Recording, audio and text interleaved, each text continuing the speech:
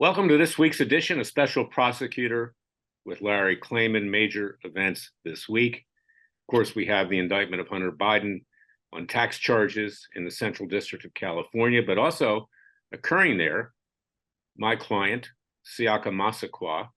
You all remember who he is, this very talented Black actor from Hollywood, who 3 years ago had his house raided by the FBI, by the Gestapo of the Biden Justice Department. With 20 FBI agents, they wouldn't let him talk to a lawyer. They seized his property, his computer, everything in front of children, young children. His friend was visiting him. They saw handcuffs. The kids were terrorized. We brought lawsuits on his behalf, one with regard to the illegal search and seizure and what happened.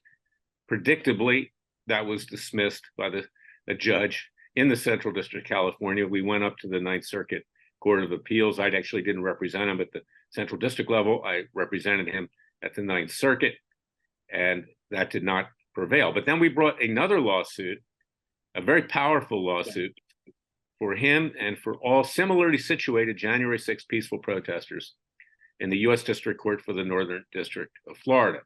And that's over illegal surveillance. The government was forced to admit that it was violating Section 702 of the Foreign Intelligence Surveillance Act, the same provision that Edward Snowden revealed was being violated many years ago, where I got preliminary injunctions against the Obama NSA and the intelligence agencies. This is a very powerful case because if we prevail, indictments and convictions can be thrown out if we can show that the fruit of the poisonous tree, that is, these illegal surveillances, were used in prosecuting and convicting January 6 defendants. Now, Siaka, 3 years later, is coming back from Nashville, Tennessee. That occurred this week. He was there with the Daily Caller. He was there to watch a documentary that he had participated in. And he came into the Burbank airport with his pregnant wife, Charlotte. He was surrounded by 4 FBI agents and others of airport police in a very intimidating and hostile way. He was taken to a jail in Los Angeles, California. He contacted me. I flew out to California and also was able to procure local counsel on that case to spring him from that jail. We did get him out with a signature bond, and we were scheduled to have a preliminary hearing last Thursday, but it was canceled. And his case was sent back to the District of Columbia. We're going to seek potentially to have it sent back to Los Angeles, California, where he probably would get a more fair hearing and trial. The DC, as we know, is ultra-leftist, has voted over and over again, well over 95% for Obama and people like him running for office.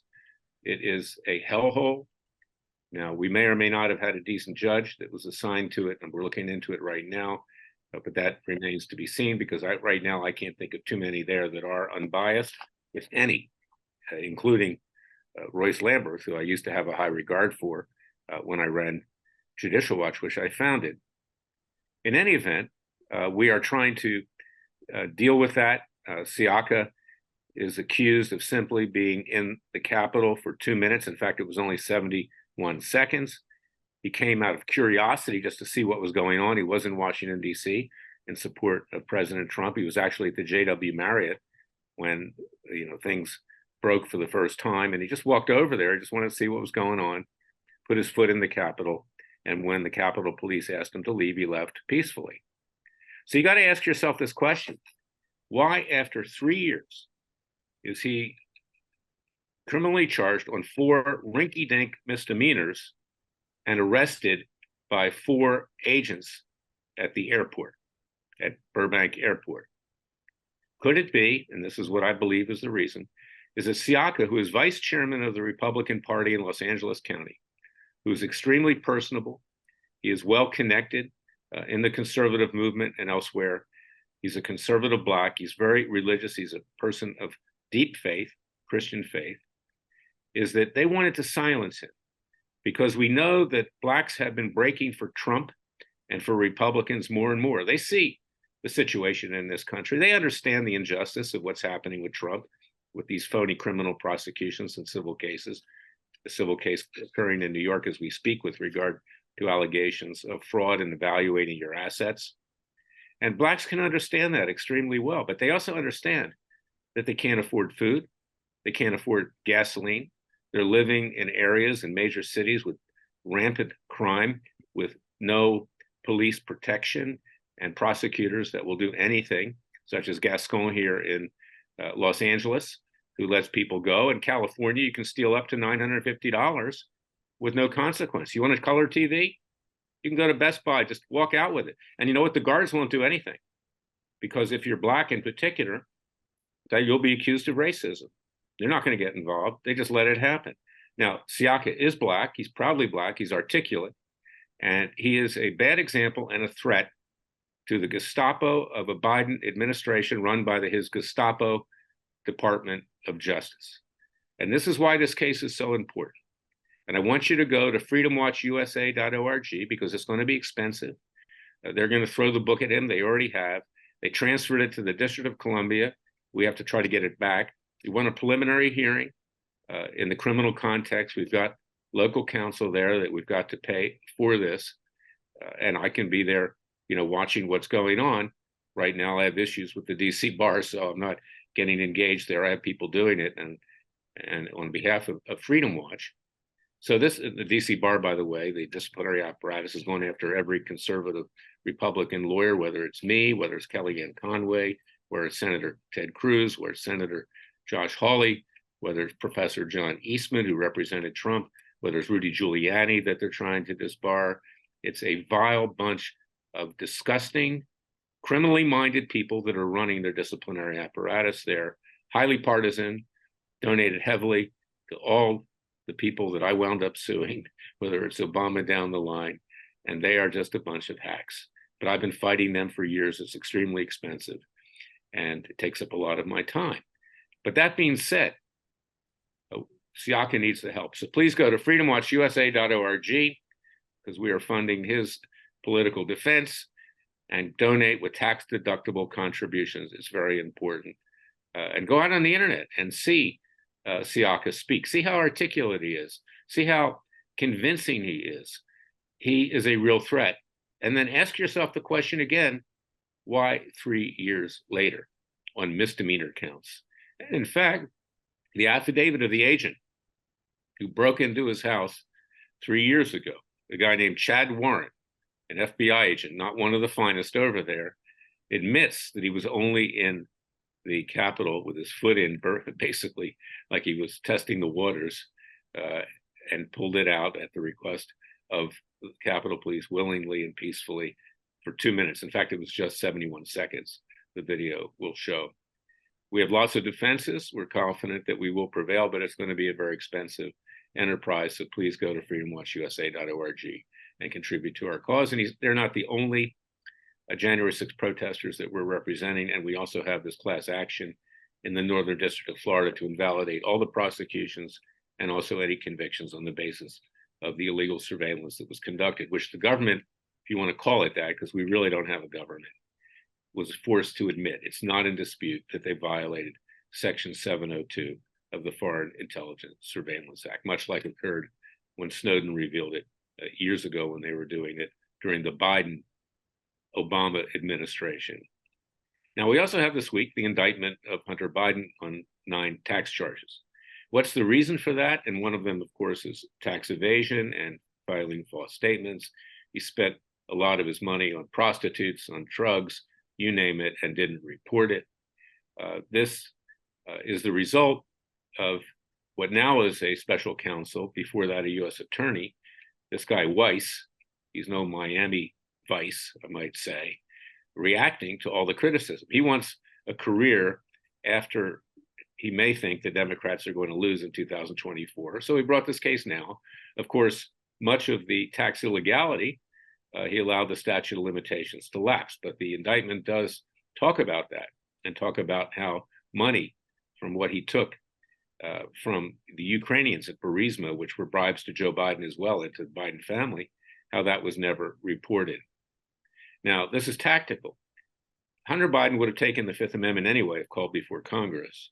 but now he's got even a more so-called legitimate reason to do it because he's under indictment. So this was carefully calculated to keep him from testifying behind closed doors. But frankly, I could care less anyway because he wasn't going to say anything, or if he did, he would have lied. And of course, we know lying on Capitol Hill, there's no consequence. Hey, our representatives and senators lie every single day. So what the heck if Hunter Biden had lied as well? It could only be enforced for perjury by the Gestapo of a Biden Justice Department. Now I'm going to be back with more as special prosecutor with Larry Klayman. Stay tuned. And we also have later in the show, Dennis Silvers, who has a podcast called The 19th Hole and Pick Your Politics. We're going to talk about what's going on in the fight between LIV and the PGA Tour, of which I've been involved on behalf of Freedom Watch with a class action antitrust lawsuit in Florida. There has to be freedom everywhere, economically as well as in your political and social lives. So stay tuned. I'm going to be back. He'll be in the third segment, but now we're going to continue our discussion with what's been going on in this country this week. I have announced in a press release, in other means of communication, and frankly, I don't remember if I announced it last week or not, but Freedom Watch is always on the cutting edge of what goes on. It was on the cutting edge when I founded Judicial Watch in 1994. Judicial Watch today just copies what I taught them. Fitton and company over there don't have a lot of originality, and they don't do hard-hitting cases. You know, they basically just bring Freedom of Information Act cases and get documents. And I've said over and over again, take the documents and hang them on the wall and enjoin it, or put them somewhere else where the sun don't shine. What counts is taking real action, because the country is sinking, it's dying, it's almost dead, it's gasping for air under the dictatorial rule of Joe Biden, and also the hapless Republicans on Capitol Hill. But this week, I'm announcing the formation of an anti-Ivy League strike force to deal with the corruption, not just the hypocrisy, but their efforts to further anti-Semitism and anti-Christian ideology and beliefs to destroy the United States. These schools essentially are run by communist professors. With regard to the anti-Semitism, what's extremely ironic is that Prime Minister Netanyahu, by the way, who I'm not a big fan of, both basically because he talks big and acts little, he's got a big mouth, he's allowed what's happened in Gaza to occur because he never took strong action. He bowed down. He got down on his knees to Obama, and on two occasions when Israel could have finished off Hamas, he pulled out, so to speak. But his father was a professor at the University of Pennsylvania, one of the Ivy League schools that has committed most of the very offensive anti-Semitic actions and lack of response in terms of disciplining these very leftist students who have been brainwashed. The president testified this week, and we're going to talk about that.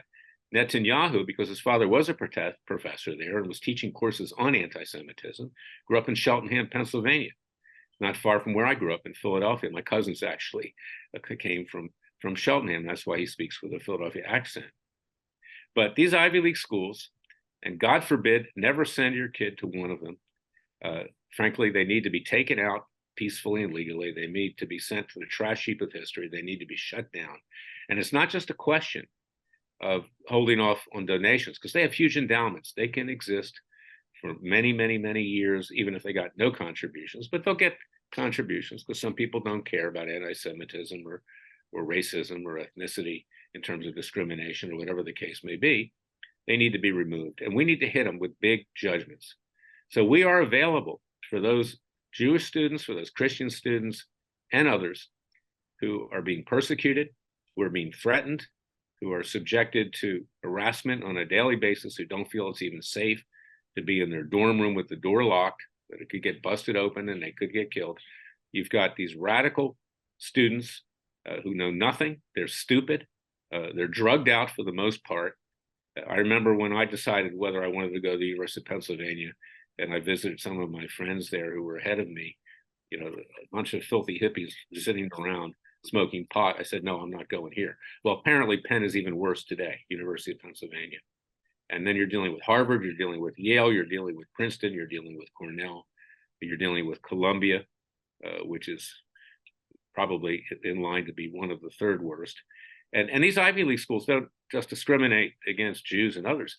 Harvard was hit with a judgment, went all the way to the Supreme Court. They were discriminating against Asians because they were keeping Asians out. Asians are hardworking people. They deserve to be there at Harvard and other places, but they were being discriminated against. And that's the irony, because at these schools, if you're Black, at Penn, years ago, they threw a Jewish student out because they called a Black student a water buffalo. They claimed that was racist. So this is what we're dealing with. So go to freedomwatchusa.org, contribute. We're going to take these Ivy League schools down. They're going to be finished. We're going to hit them with huge judgments in court for not protecting Jewish students. They have an obligation to do so. These students, their parents are paying well in excess of $100,000 a year to send them there. And what do they get? They get it right up to you-know-what. And they're being threatened, and they're in many ways subject to being killed. So I want you to go to freedomwatchusa.org and contribute, because this is the root cause of this country being pushed left with socialist, communist, atheist, and every radical ideology. And the schools need to be held accountable. And I'll tell you something, if Black people are discriminated against, they should take the same action. But right now, if you're white and you're Jewish and you're Christian, forget it. If you're not Black, you are in deep trouble. We'll be right back with more at Freedom Watch and Special Prosecutor Larry Klayman with Dennis Silvers. I'm back with my good friend, Dennis Silvers.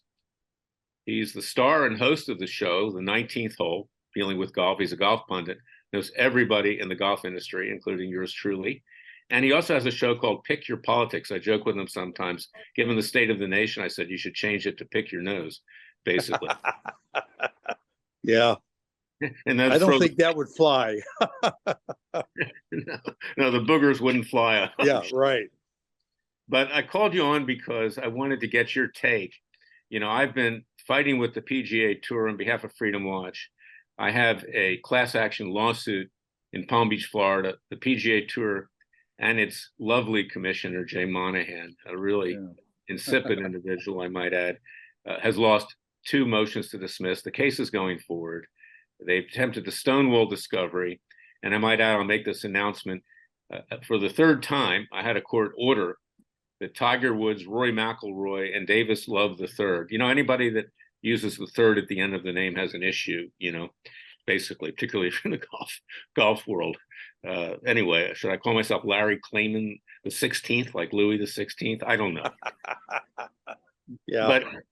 But the reality here is that they're going to be deposed shortly, but they're still stonewalling. Rory McIlroy in particular is running for the exits.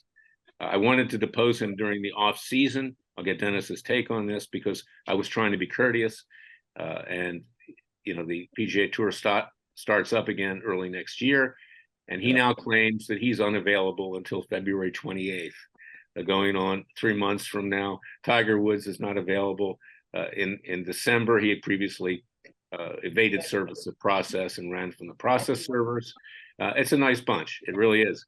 But what's happened recently, this is an antitrust case on behalf of consumers. I'm the lead plaintiff, based upon a lack of competition being caused by anti-competitive conduct by the PGA Tour and those who collaborate with the PGA Tour, such as all of the different other tours and Golf Channel and whatever. But PGA Tour remains in the case. They're the defendant going forward, and we are holding their feet to the fire. Well, yesterday, Dennis, and this is the segue, is that the Live Golf Tour, which my client Patrick Reed plays on. Patrick's one of the top players in the world. Won the Masters, won 9 PGA tournaments, 2 times Olympian, lots of other accolades. And they have some great golfers. Per capita, they have better golfers than even the PGA Tour at this point. Anyway, Live was able to obtain as one of its top golfers, and Jon Rahm is arguably the #1 golfer in the world from the PGA Tour. He moved over to Live yesterday at a time when the PGA Tour was playing games with a so-called framework agreement that had been proposed. They were bringing in other investors to pad them around the Saudi Public Investment Fund. The Saudis were, I believe, were under the impression that they would be the sole investor if anything ever was approved by the Antitrust Division, which remains highly in doubt given what they were proposing at the time. To make a long story short, this is a huge coup for the Live Golf Tour. It validates that it means it will continue in existence. And I believe ultimately it will usurp the importance of the PGA Tour. I also am going to predict that Monahan won't be commissioner much longer. But I want to get your take on that, Dennis. Well, it is, this is a black eye, Larry, for the PGA Tour. With all of their rhetoric and all of their stuff that they're trying to tell players, this is the one and only place that you should play. As you know, they've bolstered the prize money in a number of tournaments to try to compete, with LIV, but that's never going to happen. Anytime you have currently the number 3 ranked player in the world jumping ship, so to speak, it's a black eye for the tour, and this is going to wake up a lot of other tour players that might even be thinking about moving over if they could, even a little bit. And since he's going to have his own team, sure as hell, he's going to try to bring over 3 other top players from the PGA Tour. And can anybody blame them when you offer an individual that kind of money, Larry? Can you blame anybody for going, yeah, this is just too good to pass up? I'm still going to play golf for a living. I'm still going to play different courses around the world.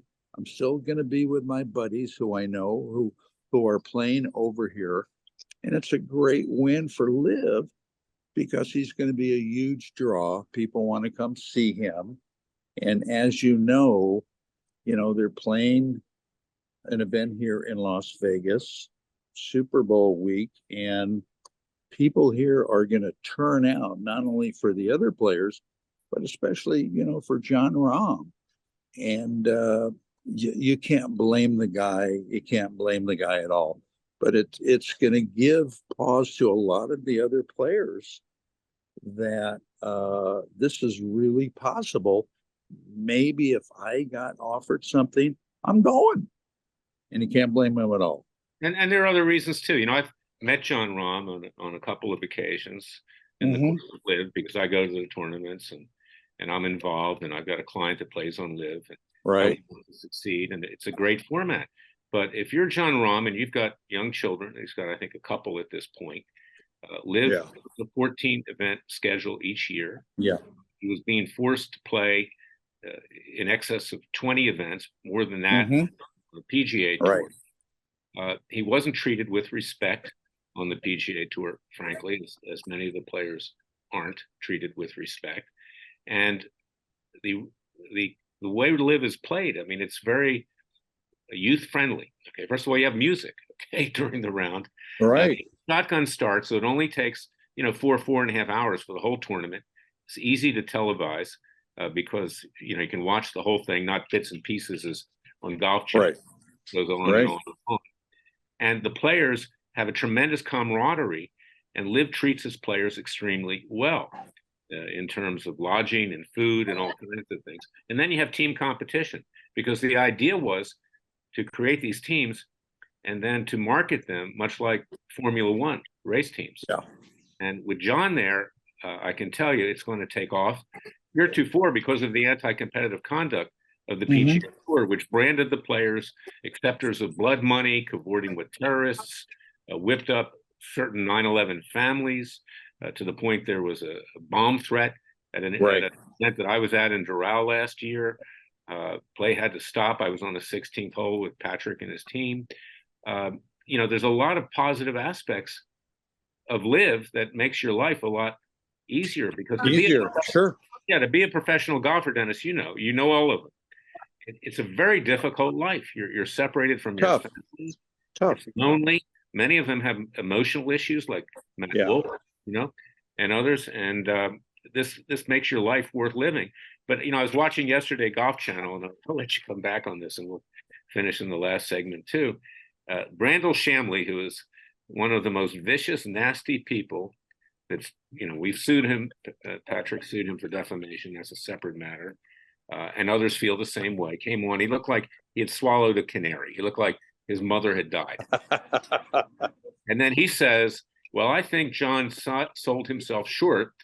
Rory McIlroy and Tiger Woods are worth over $1 billion. He could have been worth over $1 billion too if he stayed on the tour. Well, that's so stupid because the sponsors are going to come like mad to live now. Okay. Yeah. And the endorsements and everything else. And not only that, he has exemptions in all the major tournaments until 2029. And that's the length of his contract, apparently. I haven't seen it. But, you know, who cares about playing in rinky-dink PGA tournaments? He wants the major tournaments, basically. Right. He's like Right. Kepka and Patrick and others. So it made total sense, quite apart from the money. And his quality of life is going to be a lot better. Comments? Yeah, I said that from the beginning, Larry, that when these players went, they're all married, most of them. They have kids, they have a family. They want to spend as much time with their family as they can. And only playing a certain amount of events per year gives them that opportunity to be with their family. Like you say, the traveling, the practice, the appearances, it's tough. You think it's all glamorous, and to some degree it is, but it's tough being a tour player. It wears you down after a while. And you know there's some friction going on with the tour because more and more tour players that are on the policy board are starting to give their opinion about things. Yeah, we don't agree with the PGA Tour. We don't agree with the decision that Monahan made or other things. So there is definitely a degree of dissension going on with the PGA Tour. Yeah, they're imploding from within. I mean, the ranking. Yeah, exactly. Said that Monahan has doled out all this money to the so-called elite players in elevated events, which the younger players can't get into. Right. And they're pocketing money for themselves, whether it's Rory McIlroy or Tiger Woods. Mm-hmm. Rory McIlroy got $15 million in what's called pit money this year because he's able to get on TV a lot. Okay. I'll be deposing him shortly. We'll ask him about that. Tiger Woods got $10 million. Do they need 15 million and 10 when the other players barely can afford travel expenses per year? And not only that, the PGA Tour double-crossed LIV when they came up with this so-called framework agreement, where they were trying to come up with a way that they could coexist in, that would actually comport with the antitrust laws. What did the PGA Tour do? They went out and looked for other investors to cut the Saudis out. So they poked the bear, and the bear struck back yesterday with John Rahm, and they got. You asked for it, you got it, Toyota, and you can bet and I know for a fact through the grapevine, not through Patrick or anybody, but otherwise, I know that he is recruiting more players from the PGA Tour at a very high level. So there's going to be more people coming over in the near future for his team, that he's formed. It'll be the 13th team on LIV. But so I was so happy because, I know how good this tour is, Dennis, and you're going to experience it in Las Vegas. You're located in Las Vegas. And absolutely. I'm going to be there. It's being played at a longtime golf course. I'm very good friends with the designer that had the redo on the course, Las Vegas Country Club. I think these guys are going to shoot some great numbers. They're going to get a good turnout. They're going to be, all around town, and people are going to have a chance to meet these guys and go out there and see how much fun people are having and how different it is. It's not the typical stodgy, you got to be quiet, somebody's putting, that type of thing. And the only people that bothers, Larry, as you know, are the traditionalists that play golf. Oh, what are you talking about? They wear shorts. There's music. That's crazy. Well, those are the traditionalists, but the younger folks, they love that. It's just different. Everybody's having fun. And what's the importance? People say, why is Freedom Watch involved, in golf, right? Golf is a huge, huge uniter of people around the world today. It's not just American and British anymore. All around the world. Asia, South America. It's a sport you can play basically to the end of your life almost. Right. And it's a way you make friends. It's the one sport left that has any etiquette where people are polite to each other. Yeah. Yeah. in many ways, it teaches, because golf is such a difficult game, it teaches you how to handle adversity in the middle of a round, Right. get down on yourself if you hit a bad shot, and that kind of thing. So it is a uniter of the world. And it's even Totally. played in places like communist China. They've got some Totally. decent golfers, All around the world. Golf has a great commonality with people. They Yes, love the game. It's great. I want to thank It's you, great. Jonathan. I've been on your shows, Pick Your Politics and 19th Hole, and you're a really nice, fine person, and people, not just in the golf industry, but around the world should listen to your show. Where can they reach you? Where can they watch Well, you go to my email. It's pretty simple. It's LV for Las Vegas Golf Guru at earthlink.net. I'd love to hear from people. And we do live video podcasts. We're on Facebook and YouTube and a lot of other social media platforms. Love to have you check it out. So Thank you, Dennis. we're gonna have you back on pretty soon. I look forward to it, and I won't. Yeah, anytime. Okay, thank you. I love it. Thanks, God Larry. bless you, Enjoyed friend. it. Anytime. You too. Anytime. So long, my friend. Take care. And now the verdict, ladies and gentlemen, patriots, people of faith, those who believe in the vision and creation of our founding fathers. Today it's Siaka Massaquoi. Tomorrow it's you. Can you imagine being only in the Capitol for 71 seconds because you're curious as to what's going on? By the way, that's our Capitol. There was no trespass. He didn't even see signs that said do not enter. Everybody was entering. And when the police asked him to leave, he politely left, and that was it. But they have to indict him for 4 misdemeanors. They harass him initially, work him over 3 years ago with 20 FBI jackbooted thugs. And then, rather than calling me, they knew I was his lawyer because I'd sued them on a couple of occasions. I even sued the agent who signed the affidavit with regard to his criminal charges, Chad Warren. Rather than calling me and saying, Mr. Klayman, please have your client turn himself in, not that it would have been justified. They have to make a show at Burbank Airport with his pregnant wife. And unbelievable in the United States these days. And at the same time, you've got Joe Biden, a brain-dead criminal, someone who obviously participated in what now is an indictment with regard to tax charges because the monies that Hunter did not report, much of it went to Biden and his family. They covered it up. They didn't want anyone to know about the bribery. Does 2 and 2 equal 4? Do bears live in the woods? Excuse the French. Do fat dogs fart? That's a Southern expression. I keep going on and on. I'm not Senator Kennedy, but I do have a little Southern side of me going to Duke and Emory. This tells you something about this country. And Siaka was a threat. Siaka is a threat. He can communicate. Search him on YouTube. Watch him on our show next week, and we're going to do a podcast with him. Also, he's a comedian. He's extremely funny. He's an actor, and he's a person of faith. He's a good Christian. He was a threat because the Democrats fear that blacks are moving over to Donald Trump in particular. And of course, Siaka is a supporter of Donald Trump. So you had to get him. Either it's Trump, it's lawyers who supported Trump like me. They go after me. They go after everyone. Kellyanne Conway, Senator Ted Cruz, Josh Hawley, John Eastman. I can go on and on and on. This country, we are living in a dictatorship. And we need to rise up now before it's too late. I want you to go to freedomwatchusa.org. We need to get bigger. I'm short-staffed. We're working night and day. We're bringing these hard-hitting cases. We're bringing citizens' grand juries. We're bringing citizens' prosecutions. We have indicted. We've convicted Joe Biden. He's been sentenced to 20 years along with his brother and Hunter.